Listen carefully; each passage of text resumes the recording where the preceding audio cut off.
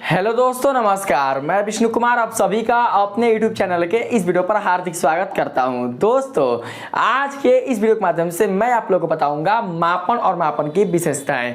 जी हां दोस्तों, आज के इस वीडियो में हम लोग विशेषता मापन के बारे में बात करने वाले हैं, जो कि दोस्तों आपके कक्षा 9 के जो फिजिक्स का जो पहला चैप्टर है उसका दोस्तों यह लेक्चर नंबर 3 है।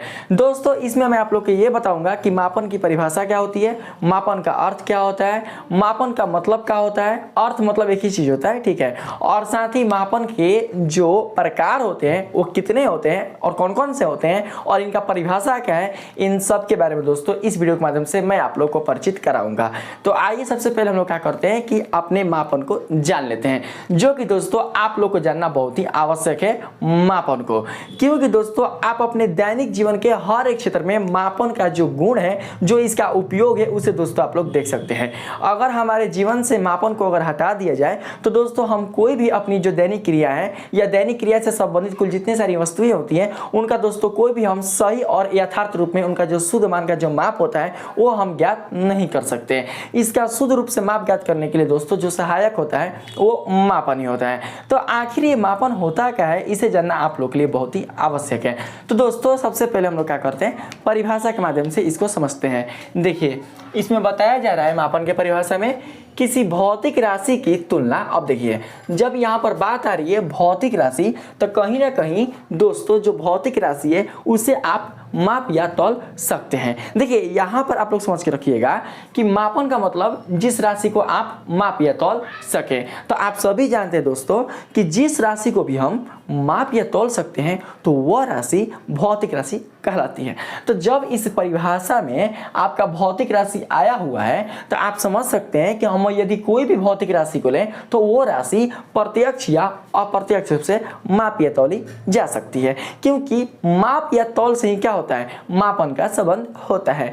तो बताया जा रहा है किसी भौतिक राशि की तुलना उसके मानक राशि से कर। मानक राशि करने का मतलब कि जिस राशि को मापने के लिए जो आप मात्रक उपयोग में लाते हैं, जो मात्रक उपयोग में लाते हैं उसी को मानक राशि कहते हैं। जैसे कि अगर आपको लंबाई को मापना हो, ठीक है, तो लंबाई को मापने के लिए दोस्तों आप जो मात्रक उपयुक्त में लाते हैं वो कौन लाते हैं, तो मीटर। अगर आपको द्रव्यमान को मापना हो तो द्रव्यमान को मापने के लिए जो आप मात्रक लाते हैं वो कौन लाते हैं, तो किलोग्राम। तो जो मीटर, जो किलोग्राम और समय को मापने के लिए जो सेकेंड आप उपयुक्त में लाते हैं, इन्हीं राशियों को हम लोग बोलेंगे मानक राशि। तो यहाँ पर यही बताया जा रहा है किसी भौतिक राशि की तुलना उसके मानक राशि से कर, मतलब उस भौतिक राशि के मात्रक से कर, उस राशि की माप ज्ञात करने की क्रिया को मापन कहते हैं। क्या मैंने बताया, समझिएगा। इसमें बताया मैंने किसी भौतिक राशि की तुलना उसके मानक राशि से कर, उस राशि की माप ज्ञात करने की क्रिया को मापन कहते हैं। अगर समझ में नहीं आया हो तो मैं दोस्तों आपको समझाता हूँ। देखिए, जैसे कि हमने यहाँ पर एक एग्जाम्पल लिया है मनुष्य के भार को किलोग्राम में। दोस्तों, यदि आपको मनुष्य का भार यानी वजन को अगर मापना हो, अब देखिए जो मनुष्य है वो तो भौतिक राशि है, क्योंकि जो आपका मनुष्य है वो दोस्तों संख्या में परिवर्तित हो सकता है, यानी संख्या के रूप में क्या हो सकता है, यह संख्या को प्रकट कर सकता है, ठीक है। तो इसीलिए मनुष्य क्या हुआ, भौतिक राशि। अब देखिए, जब ये मनुष्य भौतिक राशि है तो इसमें कोई ना कोई द्रव्यमान होगा, तो इसके द्रव्यमान को जब हम लोग मापेंगे तो इसकी मापने के लिए दोस्तों जो मानक राशि हम लोग प्रयुक्त करेंगे वो कौन करेंगे, तो वो करेंगे हम लोग किलोग्राम। क्योंकि दोस्तों आप लोग जानते हैं कि किसी भी वस्तु के द्रव्यमान को मापने के लिए हम लोग जो राशि उपयुक्त में लेते हैं वो लेते हैं किलोग्राम। तो यहाँ पर मनुष्य का भार मापना है, तो मनुष्य के भार को मापने के लिए हम लोग यहाँ पर किस मानक राशि को यहाँ पर प्रयोग करेंगे, तो किलोग्राम का।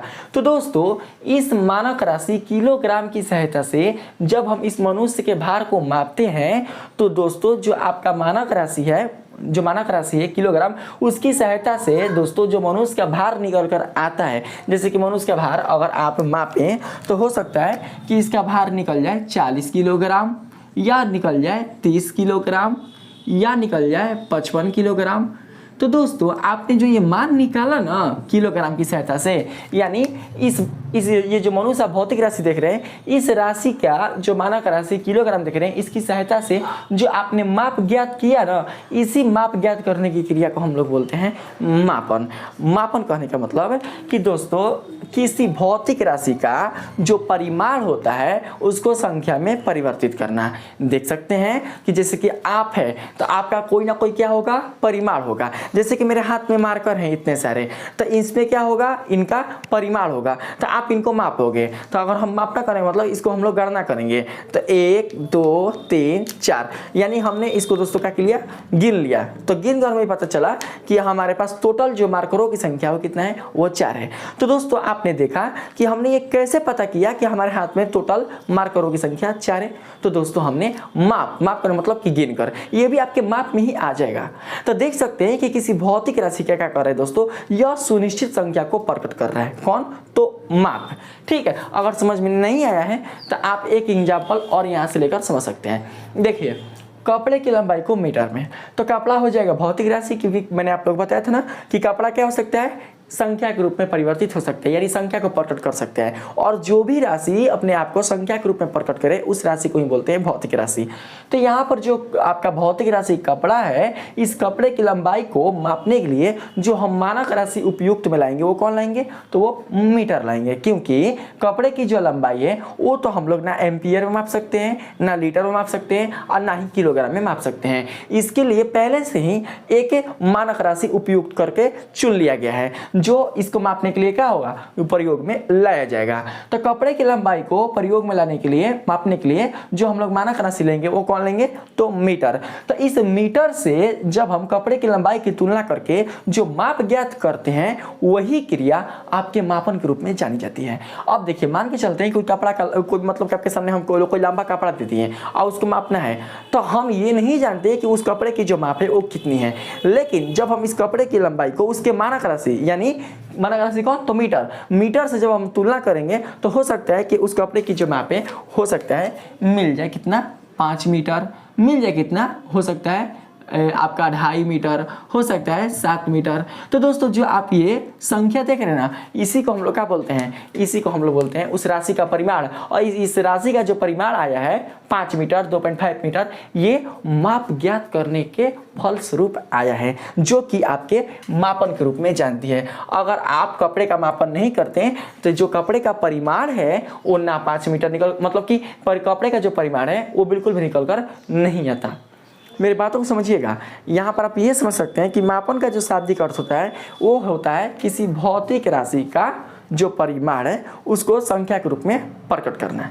ठीक है, तो दोस्तों जो भी मैंने यहाँ पर एग्जाम्पल लिया, मनुष्य के भार को किलोग्राम में, कपड़े की लंबाई को मीटर में, ये सारे के सारे क्या कर रहे हैं, मापन के फलस्वरूप इनका जो परिमाण है वो संख्या के रूप में परिवर्तित हो रहे हैं। ठीक है, तो बोल सकते हैं कि ये किसके कारण हो रहा है, तो ये दोस्तों मापन के कारण हो रहा है। तो परिभाषा आपका क्या दिया जा रहा है, परिभाषा ही नहीं बोल रहा है किसी भौतिक राशि की तुलना उसके मानक राशि से कर उस राशि की माप ज्ञात करने की क्रिया को मापन कहते हैं। ठीक है, अगर मान के चलते दूधे हैं तो जो दूध है अगर उसको मापना हो, मान के चलते हैं अगर कोई दूध वाला आपके घर के पास आता है आपको दूध देने, ठीक है, तो आप डायरेक्टली उसे दूध थोड़ी ले लीजिएगा। आप क्या कीजिएगा, अगर आप दूध वाले से 1 किलोग्राम अगर आप दूध लेते हैं, कहने का मतलब 1 लीटर अगर आप दूध लेते हैं, तो आप क्या कीजिएगा, सबसे पहले आप 1 लीटर वाला कोई बर्तन लीजिएगा, और नहीं तो वो जो दूध वाला होगा वो 1 लीटर वाले बर्तन में दूध लेकर आया होगा, और आप क्या कीजिएगा कि उस दूध को अपने बर्तन में लीजिएगा। इससे आप ये सुनिश्चित हो पाइएगा कि जो दूध की जो मात्रा है वो वास्तव में 1 लीटर है, क्योंकि बर्तन कितना का है, तो बर्तन जो है वो 1 लीटर वाला है। तो उस 1 लीटर वाले बर्तन में जब दूध को रखा गया तो ये क्या हुआ कि जो दूध है आपका वो मापन के फलस्वरूप एक निश्चित संख्या में प्रकट हो गया। यानी कि जब दूध का जब मापन किया गया तो दूध के मापन करने के फलस्वरूप इसका परिमाण एक सुनिश्चित संख्या के रूप में आया, कितना, तो 1 लीटर, और आप खुशीपूर्वक उस दूध वाले से आपने 1 लीटर दूध ले लिया। ठीक है, तो ये दोस्तों किसके कारण हुआ, तो मापन के कारण हुआ। अगर मापन ना रहता तो आप दूध का जो परिमाण है उसको आप बिल्कुल भी सुनिश्चित जो संख्या है उसको आप प्रदर्शित नहीं करा पाते, यानी प्रकट नहीं कर पाते। अगर यहाँ पर एग्जाम्पल एक और ले सकते हैं, जैसे कि अगर आप फल या सब्जी खरीदने के लिए दुकानदार के पास जाते हैं, जैसे मान के चलते हैं कि अभी गर्मी का मौसम चल रहा है, अगर आम खरीदने के लिए आप फल की दुकान पर जाते हैं तो आप दुकानदार से क्या बोलिएगा कि हमें 1 किलो आम चाहिए, चाहे हमें 2 किलो आम चाहिए। अगर वो दुकानदार आपको आम बिना तौले यानी बिना उसको माप किए आपकी झोली में ये 2 किलो आम अगर डाल दे तो क्या आप उससे आम ले सकते हैं? आप उससे आम नहीं ले सकते। क्यों? क्योंकि जो आम जो कि भौतिक राशि है उसकी तुलना उसने किसी मानक राशि से नहीं की, यानी उसके मानक राशि से नहीं की। और जब उसके मानक राशि से नहीं की तो इसका मतलब उसका माप ज्ञात नहीं किया। जब माप ज्ञात नहीं किया तो इसका मतलब उसका मापन नहीं हुआ। जब मापन नहीं हुआ तो जो आपको वो आम दे रहा है उस आम का सही उसके परिमाण का जो संख्या है वो आपको नहीं मिला। तो आप क्या करते हैं? आप असंतोष हो जाते हैं, यानी आप अंदर से दोस्तों असंतोषजनक क्या करते हैं? अपने आप को फील करते हैं कि ये जो आम है ये वास्तव में 2 किलो है कि नहीं है। आपके अंदर क्या होता है? आपके अंदर बहुत सारे क्वेश्चन उठते हैं। तो आप क्या करते हैं? दुकानदार से आप ये बोलते हैं कि हमें 2 किलो तौल कर दीजिए, यानी कि जो कर दीजिए। जब वो दुकानदार आपको 2 किलो आम आपके आंखों के सामने तराजू पर तौल कर देता है और आपका जो माप करने वाला जो तराजू है वो आपकी जो मात्रा है उसको एक निश्चित संख्या यानी 2 kg में परिवर्तित करके आपको शो कराता है, तब आप सुनिश्चित हो पाते हैं कि वास्तव में जो आम की मात्रा है यानी जो आम का परिमाण है वो कितना है? वो 2 किलोग्राम है। तब क्या कर सकते हैं? आप उस आम को लेकर आप घर जाते हैं खुशीपूर्वक। ठीक उसी प्रकार से आपके दैनिक जीवन से संबंधित ऐसी बहुत सारी आपकी भौतिक राशियां हैं जिनका परिमाण दोस्तों मापन की सहायता से एक निश्चित संख्या के रूप में प्रकट होता है। अगर मापन ना रहे तो आप उनके परिमाण को एक निश्चित संख्या के रूप में प्रकट नहीं करा पाएंगे। किसके कारण? तो दोस्तों बिना मापन के कारण। इसीलिए मापन का दोस्तों बहुत ही योगदान होता है। एक तरीके से ऐसे भी हम लोग समझ सकते हैं। तो मापन कुछ भी नहीं है, बस आप ये समझ सकते हैं कि मापन जो होता है वो किसी भौतिक राशि के परिमाण को एक निश्चित संख्या के रूप में प्रकट कराने वाला एक क्रिया होता है, उसी को हम लोग मापन कहते हैं। और किसी भी भौतिक राशि का जो दोस्तों संख्या प्रकट होगा वो उस भौतिक राशि के मानक राशि जो दिया रहेगा उससे जब आप तुलना करिएगा तब क्या होगा? वो दोस्तों उसका जो परिमाण होगा वो निकल कर आएगा, अन्यथा फिर नहीं आएगा। मैंने आप लोग को अभी दिखाया जैसे कि 40 किलोग्राम करने का मतलब कि 40 किलोग्राम करने का मतलब कि जो मनुष्य का जो भार 40 किलोग्राम जो आया है वो कैसे है? तो आपने माप करके लाया है। और यहाँ पर 40 किलोग्राम कहने का मतलब ये हुआ कि मनुष्य के भार में जो 40 किलोग्राम जो मात्रक है मानक राशि किलोग्राम उसका 40 बार प्रयोग किया गया है। अगर उसका भार आ जाए 30 किलोग्राम तो इससे हम लोग ये समझेंगे कि जो किलोग्राम की जो प्रयोग है वो 30 बार किया गया है। अगर कपड़े की लंबाई आ जाए 5 मीटर तो हम लोग ये समझेंगे कि जो मीटर हमारा मात्रक है यानी मानक राशि उसका 5 बार प्रयोग किया गया है। यानी आप ये भी समझ सकते हैं कि जो मापन होता है वो क्या करता है कि किसी भौतिक राशि के परिमाण को सुनिश्चित रूप से प्रकट करता है, जिसमें उसके मात्रकों की संख्या क्या होती है वो आपको प्रदर्शित होती है कि उस मात्रक का कितना बार प्रयोग किया गया है। क्योंकि मैंने आपको बताया था कि परिमाण उसी को बोलेंगे जिसमें किसी राशि का जो मात्रक होता है वो कितनी बार उसमें शामिल किया गया है वो उसकी संख्या को सुनिश्चित करके बताता है।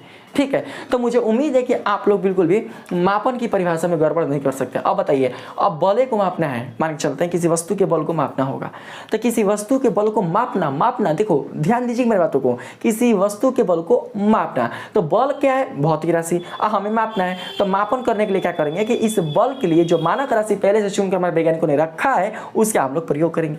तो आपको पता होना चाहिए कि बल को मापने के लिए हम लोग जो मानक राशि उपयुक्त में लेंगे वो लेंगे न्यूटन। ठीक, अब इस न्यूटन की सहायता से यानी इस न्यूटन से क्या करेंगे? हम लोग बल की तुलना करेंगे। जब हम लोग तुलना करेंगे तो क्या होगा कि इसके बीच क्रिया होगी, यानी आप न्यूटन की सहायता से जो बल होगा उसका मापिएगा और क्रिया करने के फलस्वरूप दोस्तों क्या होगा? इस बल का कोई ना कोई एक निश्चित परिमाण निकल कर आएगा।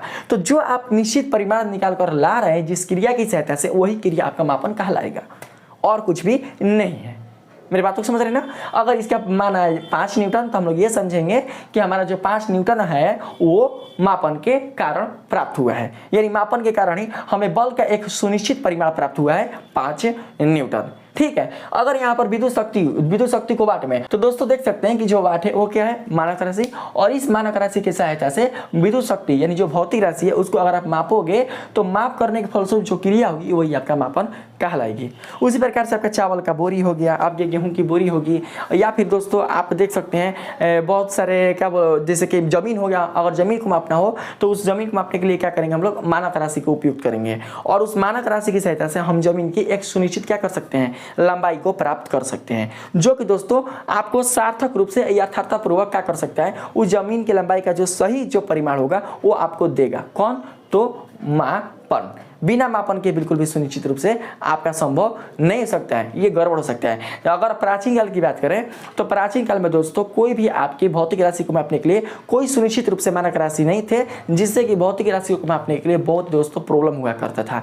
लोग क्या करते थे कि पहले के जमाने में जैसे कि कपड़े की लंबाई हो गया, जमीन की लंबाई हो गया, उसको अपने शरीर के अंगों की सहायता से मापा करते थे। जैसे एक उंगली भर दिया, चाहे एक हाथ भर दिया, चाहे 2 हाथ लंबा बांटे, चाहे क्या बोल सकते हैं, एक कदम 10 कदम चलेंगे तो वहां पर पहुंच जाएंगे, 5 कदम मेरे घर से 5 कदम उसका घर है। इस तरीके से क्या किया जाता था, पहले के जमाने में मापन किया जाता था, जो कि दोस्तों सुनिश्चित रूप से उनका जो मान है वो प्राप्त नहीं हो पाता था, जिससे कि पहले के जमाने में हमारे प्राचीन काल के समय में मापन से संबंधित बहुत सारे दोस्तों आपके हो सकता है झगड़ा होते थे, क्योंकि लोगों में असंतोष था, कुछ को कम मिलता था, कुछ को ज्यादा। ऐसा किसके कारण, तो दोस्तों मापन का जो गलती यानी जो त्रुटिपूर्वक जो मान है वो प्राप्त होने के कारण ऐसा होता था।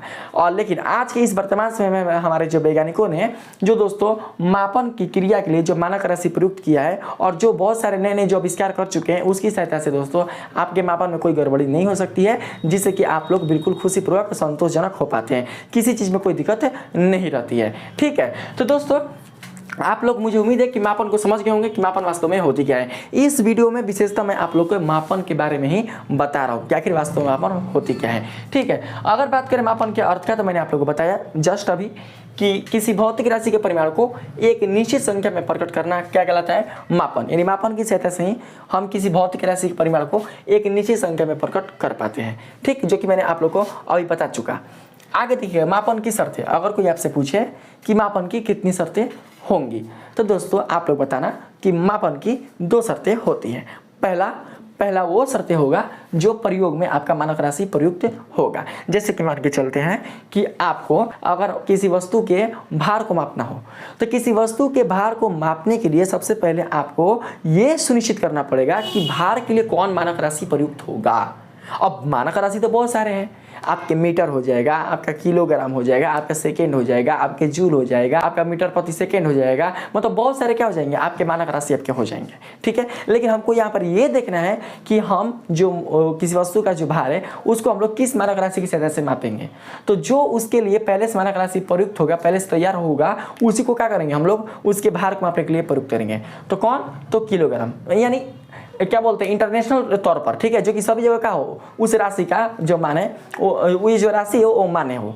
ठीक है, मेरी बात तो समझ रहे ना। यानी आपके जो दोस्तों भौतिक में कुल जितने सारे एसआई वाले मात्रक हैं, उसका आपके भारत देश के साथ सभी संपूर्ण विश्व में क्या है, उसको दोस्तों समान रूप से मान्यता प्राप्त है। ठीक है, तो आप सबसे पहले क्या कीजिएगा कि किसी भौतिक राशि को मापने के लिए उस राशि का जो मानक राशि होगा उसको सबसे पहले आप सुनिश्चित रूप से दोस्तों पता कीजिएगा। ठीक, अब क्या करना पड़ेगा कि जब आपको मानक राशि प्राप्त हो जाएगा, तो दूसरा है उस मानक राशि का कितनी बार प्रयोग हुआ है। तो दोस्तों ये कब पता चलेगा, जब आप इस मानक राशि की तुलना अपने भौतिक राशि से कीजिएगा। यानी क्या कीजिएगा, मापन करने के फलस्वरूप जब आप मापोगे तो हो सकता है कि जैसे कि उसका जो भार होगा वस्तु का अगर आ जाए कितना, मान के चलते 15 kg अगर आ जाए, तो 15 kg किसके कारण आया, तो हमने मानक राशि की सहायता से उस भौतिक राशि के लिए जो तुलना करके जो हमने क्रिया की वो होता है मापन, और मापन के फलस्वरूप उस भौतिक राशि का जो परिमाण निकल कर आया वो है 15 kg। तो हम ये देखेंगे कि 15 kg में जो kg मात्रा है उसका कितनी बार प्रयोग किया गया है, तो कितनी बार, तो 15 बार। यानी मापन की सहायता से हम ये पता कर पाए कि जो वस्तु का जो भार है उसमें जो उसका मानक राशि है उसका 15 बार प्रयोग किया गया है, इसीलिए उसका जो परिमाण है वो 15 किलोग्राम मिला है।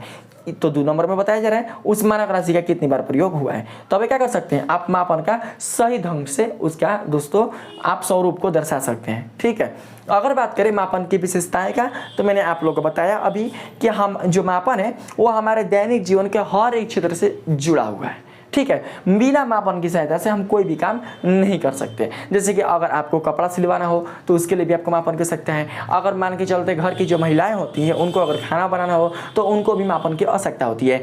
चाय में क्या बोलते हैं, जो चाय होता है उसमें कितना चाय पत्ती डालना है, कितना चीनी डालना है, ठीक है, उसके लिए क्या करना पड़ता है, महिलाओं को मापन करना पड़ता है। सब्जी में कितना नमक डालना है, कितना हल्दी डालना है, कितना उसमें और भी बहुत सारे सामग्रियाँ डालना है, उसके लिए क्या करना पड़ता है, मापन करना पड़ता है। बहुत सारे जो मकान बनते हैं, घर बनते हैं, उसके लिए जो मिस्त्री जो मकान को बनाता है उस मिस्त्री को भी क्या करना पड़ता है, मापन करना पड़ता है कि घर की जो कमरे होंगे वो कितना लंबा होंगे, कितना चौड़ा होंगे, घर के जो छत की जो हाइट होगी वो कितनी होगी, कितना मतलब कि स्पेस पर हम लोग ईटा को लगाएंगे। इन सब में क्या होगा, मापन की आवश्यकता होगा। बिना मापन के कुछ भी संभव नहीं है। जितने भी आप देख सकते हैं बिल्डिंग, कल कारखाने, पुल, सड़कें, खेत वगैरह वगैरह सब चीज में आपका मापन दोस्तों प्रयुक्त किया जाता है। बिना मापन के कुछ भी संभव नहीं है, सब कुछ अस्त व्यस्त हो जाएगा। जितने सारे दोस्तों आपके नए नए जो भी मतलब कि आप देख सकते हैं यातायात के साधन जो बनते हैं, जैसे कि मोटरसाइकिल हो गया, कार हो गया, जो भी मतलब कि नए नए दोस्तों अपडेट होते हैं अपने स्वरूप के लिए, नए नए आकार में जो अपडेट होते हैं,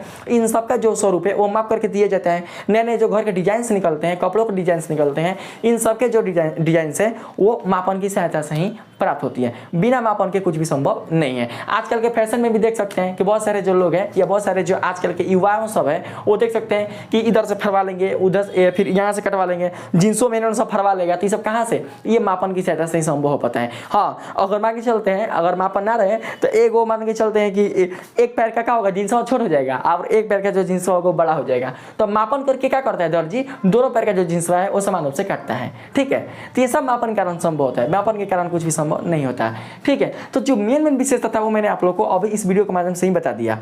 देखिए अभी देख लीजिए, मापन हमारे दैनिक जीवन के क्रियाकलापों का आवश्यक मूल कौशल है। ठीक है, दूसरा नंबर में यह तुलना की प्रक्रिया है। ठीक है, तुलना करने का मतलब कि किसी भी भौतिक राशि का जो तुलना है हम मानक राशि से अगर करेंगे तब मानक राशि से करने के फलस्वरूप दोस्तों हमें क्या होगा, उस राशि का एक निश्चित परिमाण प्राप्त होगा। और ये जो निश्चित परिमाण प्राप्त होगा वो मापन के कारण होगा, क्योंकि जो हम क्रिया उसमें करेंगे वो क्रिया ही क्या कहलाएगी, मापन कहलाएगी। जैसे कि मैंने इसमें दोस्तों लिखकर आप लोग को बताया है। आगे देखिए, भौतिक राशि के यथार्थ निर्धारण के लिए मापन आवश्यक है। यथार्थ का मतलब होता है सही सही, सार्थक सार्थक। आजकल देख रहे ना कि तौनी तौनी जमीन खाती मारा पीटी हो जा रहा है, कटा कटौल हो जा रहा है, तौनी तौनी जमीन खाती हमार 2 इंच तहार जमीनिया हमार जमीनिया में बांटे।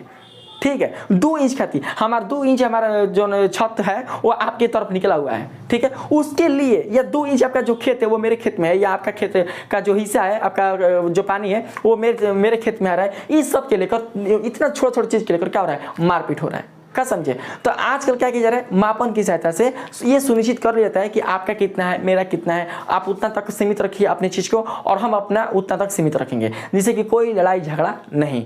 ठीक है, बात विवाद कुछ भी नहीं। तो अगर मापन ना हो तो दोस्तों बहुत सारे आप समझ सकते हैं, बहुत सारे क्या होंगे दोस्तों, दुविधाएं शुरू हो सकते हैं। ठीक है, तो इसलिए आप समझ सकते हैं कि किसी भी चीज का जो यथार्थ यानी शुद्ध जो मान होगा भौतिक राशि का वो मापन ही दे सकता है और कुछ भी नहीं। आकलन से आप क्या कर सकते हैं? अगर कोई आपसे पूछेगा कि मापन की आवश्यकता क्यों होती है तो आप लोग क्या बताओगे? तो दोस्तों जाहिर सी बात है कि मापन की जो आवश्यकता होती है वो किसी भौतिक राशि के परिमाण का यथार्थ यानी कि शुद्ध मान प्राप्त करने के लिए होती है। अगर मापन ना रहे तो आप अपने आकलन से कितना बता सकते हो? जैसे कि मान के चलते हैं कि अगर आपके जैसे कि 2 बोरा है, ठीक है, 2 बोरा है, एक बोरा में मान के चलते इस बोरे में भी आपका गेहूं है और इस बोरे में भी आपका गेहूं है।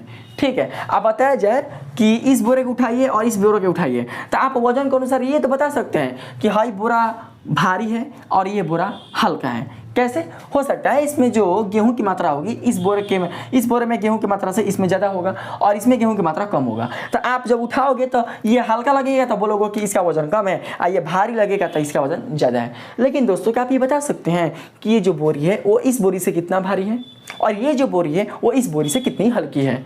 तो इसका मान जो है आप सुनिश्चित रूप से नहीं बता सकते। जैसे कि अगर मान के चलते हैं कि 2 अगर छड़ है, ठीक है, 2 छड़ है असमान लंबाई की, आप ऐसे भी समझ सकते हैं, ऐसे भी 2 छड़ है असमान लंबाई की, तो आपकी ज्ञानेंद्रिया जो होंगे वो आपको ये बता सकती है, सुनिश्चित करा सकती है कि ये जो छड़ है वो इस छड़ की तुलना में लंबा है और ये जो छड़ है वो इस छड़ की तुलना में छोटा है। लेकिन क्या आपकी ज्ञानेंद्रिया ये सार्थक रूप से सटीक रूप से ये बता सकती है कि ये जो पहला छड़ है वो दूसरे छड़ से यानी छोटे छड़ से कितना लंबा है, या फिर जो छोटा छड़ है वो लंबे जो बड़ा वाला जो छड़ है उससे वो कितना छोटा है? इसका सही जो आकलन है वो नहीं कर सकती आपकी ज्ञानेंद्रिया। तो इसी का सही आकलन करने के लिए किसका प्रयोग करते हैं हम लोग? तो मापन का प्रयोग करते हैं। समझे? तो मापन से क्या होता है, सुनिश्चित रूप से क्या होता है दोस्तों, इसका सही परिमाण निकल पाता है, इसीलिए मापन की आवश्यकता होती है। तो आप लोग समझ के रखना, इसको आप लोग अपने से लिख लेना, आता भी है कि मापन की आवश्यकता क्यों होती है। ठीक है, आगे देखिएगा तो मापन के प्रकार। तो दोस्तों अब हम लोग यहाँ पर बात करते हैं मापन के प्रकार। तो अगर बात करें मापन के प्रकार का, तो मापन आपके दो प्रकार के होते हैं, जिसमें पहला है मानसिक या गुणात्मक मापन और दूसरा है भौतिक या मात्रात्मक मापन। तो सबसे पहले हमें यह समझना होगा कि मानसिक या गुणात्मक मापन होता क्या है। दोस्तों मानसिक या गुणात्मक करने का मतलब कि गुणात्मक को ही मानसिक बोलते हैं और मानसिक को ही गुणात्मक बोलते हैं। तो जरा हम लोग क्या करते हैं कि इसकी परिभाषा से समझते हैं। ठीक है, इसकी परिभाषा में बताया जा रहा है किसी वस्तु, प्राणी अथवा क्रिया की विशेषताओं को गुणों के रूप में देखने समझने को गुणात्मक मापन कहते हैं। यहाँ पर बताया जा रहा है किसी वस्तु, हो सकता है निर्जीव होगा, प्राणी सजीव होगा, अथवा क्रिया की विशेषताओं को गुणों के रूप में देखने समझने को गुणात्मक मापन कहते हैं। जैसे किसी छात्र को कम बुद्धि या अधिक बुद्धि कहना। जैसे कि मान के चलते हैं कि कोई टीचर है, ठीक है, कोई शिक्षक है, वो अपने विद्यालय के कक्षा में बच्चों को पढ़ाता है। तो दोस्तों हर एक शिक्षक जानता होगा अपने कक्षा के बच्चों को कि कौन सा छात्र बुद्धिमान है और कौन सा छात्र बुद्धिमान नहीं है, क्योंकि उस छात्र से वो बराबर का होता है, अवगत होता है। उसके दोस्तों स्वरूप को वो जानता है कि वो पढ़ने में कितना तेज है या कितना तेज नहीं है। तो दोस्तों जो छात्र होगा उसके पढ़ाई लिखाई से या उसकी बुद्धिमत्ता से आप ये तो कह सकते हैं कि ये जो छात्र है, मान चलते हैं कि आपके पास दो छात्र हैं, ठीक है, दो छात्र, एक छात्र ए है और एक छात्र बी है। तो ए जो छात्र है वो बी की तुलना में तेज है, बुद्धिमान है पढ़ने में, ठीक है, और जो बी छात्र है वो ए की तुलना में कम बुद्धिमान है, यानी ये उतना बुद्धिमान नहीं है जितना कि ए है। तो दोस्तों आप अपने ज्ञानेंद्रिय की सहायता से इतना तो माप सकते हैं कि हाँ ए वाला जो छात्र है वो काफ़ी तेज है, काफ़ी बुद्धिमान है, पढ़ने में बहुत अच्छा है, और जो बी वाला छात्र है वो पढ़ने में अच्छा नहीं है क्योंकि वो बुद्धिमान नहीं है, वो उसका जो मानसिक जो दोस्तों बुद्धि है वो इतना तेज नहीं है जितना कि ए की है। लेकिन आप इसका माप करके बता सकते हैं कि जो छात्र ए है वो छात्र बी से कितना बुद्धिमान है, आप बता सकते हैं। या आप बता सकते हैं कि जो बी छात्र है वो छात्र ए से कितना कम बुद्धिमान है। आप उसका सही परिमाण दे सकते हैं, आप उसको संख्या के रूप में परिवर्तित कर सकते हैं, माप सकते हैं?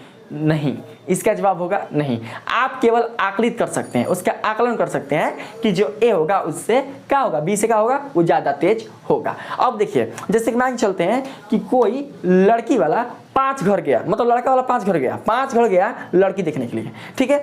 तो 5 घरों में से हो सकता है कि 3 गो घर में हो सकता है कि 3 गो घर में उसका लड़की मतलब पसंद आए, ए बी सी, ठीक है। लड़का वाला गया है लड़की देखने के लिए, तो 3 घर में गया, कौन कौन, तो ए बी सी में, ठीक है। तो ए वाला में जो लड़की मिला वो कैसा मिला, कम गोरी। जो बी वाला में लड़की मिली वो सावली मिली, ठीक है। और जो सी वाला है उसमें बहुत ही गोरी लड़की मिली, ठीक है। तो परिवार वाला क्या करते हैं, अपने में डिस्कस करेंगे कि एक घर गई नहीं है ना, तो लड़कियाँ कम गोरा थी, ठीक। आप बी वाला घर में गए थे तो जो लड़की थी उतना भी मतलब खास नहीं थी, सावली थी, मुँह का पानी ठीक था, सावली थी। हाँ, लेकिन जो सी वाला घर में गए थे ना बड़ी गोर थी, चेहरा के निखारो बढ़िया बाटे, गोर गार लड़की भी है, ठीक भी है। तो यानी देख सकते हैं कि आप भी क्या कर रहे हैं, आप तीनों घर में जो बेटियां हैं, जो तीनों घर की जो लड़कियां हैं, उनके आप सुंदरता से यानी उनकी गोराई से क्या कर रहे हैं, आप तुलना कर रहे हैं। आप क्या कर रहे हैं, तुलना कर रहे हैं। और तुलना करके आप बता रहे हैं कि सी वाले घर में जो लड़की है वो बी वाले घर से क्या है, ज़्यादा गोरी है, और जो बी वाला घर में जो लड़की है वो ए वाले घर से क्या है, ज़्यादा गोरी है। लेकिन क्या आप ये बता सकते हैं कि सी वाले घर में जो लड़की है वो बी वाले घर की जो लड़की है उससे वो कितना गोरी है, जो ए वाला घर में जो लड़की है उससे बी वाले घर में जो लड़की है वो कितना गोरी है, नहीं बता सकते, या कितना सावली है। इसका दोस्तों आप लोग बिल्कुल भी आकलन सही नहीं कर सकते, ठीक है। आप केवल आकलित कर सकते हैं कि हाँ वो सावला है, वो गोरा है, वो कम गोरी है, वो ज़्यादा गोरी है, लेकिन आप सही रूप से परिमाण रूप से उसका जो सही माने यथार्थ जो माने वो आप नहीं दे सकते हैं कि हाँ वो 5 मीटर गोरी है या 5 किलोग्राम या 10 किलोग्राम गोरी है। आप उसका सुनिश्चित जो माने आप नहीं दे सकते, इसको केवल आप आकलित कर सकते हैं। अब क्रिया करने का मतलब कि जैसे कि मान के चलते हैं कि 2 गो रेसर दौड़ रहे हैं, ठीक है, 2 रेसर दौड़ रहे हैं, तो आप दोस्तों ये बता सकते हैं कि उसकी स्पीड कौन सा है, कि हाँ वो मान के चलते हैं कि यहाँ पर एगो एम है एगो एन है, ठीक है, दौड़ने वाला, ठीक। तो एम क्या करता है कि एन की तुलना में तेजी से दौड़ता है, आज जो एन है वो एम की तुलना में कम दौड़ता है। तो आप केवल आकलन कर सकते हैं कि एम क्या होगा, एन से तेज दौड़ेगा, आज जो एन होगा वो एम से कम दौड़ेगा। लेकिन आप सुनिश्चित रूप से उसका परिमाण नहीं दे सकते कि एम जो होगा वो एन से कितना तेज दौड़ता है, आज जो एन होगा वो एम से कितना तेज दौड़ता है, समझे। हालांकि जो ट्रेन बस होते हैं, गाड़ियां होते हैं, उनको चाल के हिसाब से उनके क्या बोलते हैं गति का आकलन किए जाते हैं, लेकिन हर एक चीज़ का जो आकलन दोस्तों आप नहीं कर सकते हैं। इसमें दोस्तों आप लोग उसका सही जो मान है, जो सही यथार्थपूर्वक जो शुद्ध मान है, आप लोग प्रकट नहीं कर सकते। इसका केवल आप आकलन कर सकते हैं, आकलित कर सकते हैं, सुनिश्चित रूप से इसका जो मान है आप नहीं दे सकते। तो इसी को हम लोग क्या बोल सकते हैं, गुणात्मक मापन कहते हैं। यानी इसकी जो तुलना है वो दोस्तों आप उसके गुण के आधार पर, यानी अपनी बुद्धि के आधार पर क्या कर सकते हैं, कर सकते हैं, समझे। और मान चलते हैं कि किसी के घर में मान चलते 2 बेटा है, ठीक है, अब दोनों बेटा का शादी हो गया, तो 2 पतोह आई घरवा में, तो दोनों पतोह में से एक जो पतोह है वो दूसर की पतोह की तुलना में अच्छा काम कर रही है, सास के पैर दबा रही है, पति की सेवा कर रही है, घर में पूजा पाठ कर रही है, खाना अच्छा बना रही है, ठीक है। आज जो दूसर की जो पतोह है वो सास की हो सकता है कम सेवा करती हो, या उसको वैल्यू ना देती हो, आप फिर हो सकता है अपने पति को भी वैल्यू ना देती हो, या घर के काम काज अच्छे से ना करती हो, या जो होता है हाउस वाइफ का या घर के बहू का जो कर्तव्य होता है वो उसको अच्छे से ना निभाती हो। तो उसके क्रिया के अनुसार जो घर की जो सास होंगी, ससुर होंगे, या घर के जो फैमिली होंगे वो क्या करेंगे, तुलना करेंगे अपने दोनों बहुओं में, नहीं कि जो बड़ी वाली बहू है वो छोटी वाली बहू से काफी अच्छी है, काफी ज्यादा क्या है, ठीक ठाक है। क्यों? क्योंकि उसकी जो क्रिया है, उसका जो गुण है वो छोटी वाली से काफी अच्छी है। तो आप माफ कर सकते हैं, ठीक है, लेकिन ये नहीं बता सकते कि जो बड़ी वाली बहू है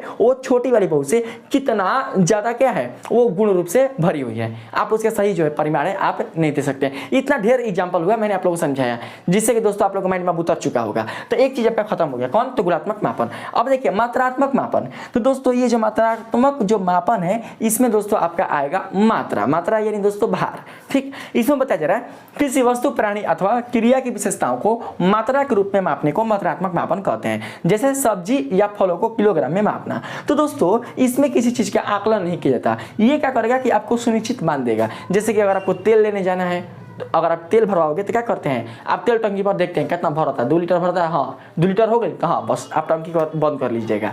तो ये मात्रा हुआ, तेल की मात्रा। आपके गाड़ी का जो टंकी है उसमें 2 लीटर क्या हुआ, तेल चला गया, और आपने माप के वहाँ पर देख लिया कि हाँ 2 लीटर क्या किया, वो भरा हुआ है। तो सुनिश्चित रूप से क्या करें, वो मान आपको दे रहा है, ठीक। अगर आपको दोस्तों मान के चलते हैं, अगर आप बाजार जा रहे हैं और कुछ आपको खरीदना हो, जैसे कि मान के चलते हैं आपको सब्जी खरीदना हो, ठीक है, तो सब्जी में आपने आलू खरीदा, हो सकता है आपने 1 किलो आलू लिया हो, तो 1 किलो आपने जो आलू लिया है आपने तौल कर ही लिया होगा। तो तौल कर जब आप लोगे 1 किलो आलू, तो वो भी क्या करेगा, एक सुनिश्चित मान आपको देगा, सुनिश्चित मान आपको प्रकट करेगा 1 kg, ठीक है। तो ये क्या करता है दोस्तों कि इसमें बिल्कुल भी आकलन की संभावना नहीं रहती है। इसमें आपका शुद्ध क्या होता है, आपका मापन मिलता है, अशुद्ध मापन नहीं मिलता। तो इस प्रकार से आपके जो मापन है वो 2 रूपों में बढ़ते हैं, एक गुणात्मक मापन और दूसरा मात्रात्मक मापन। तो वास्तविक तौर पर जो आपका मापन होता है वो मात्रात्मक मापन ही होता है, जो भौतिकी के प्रयोग में लाया जाता है।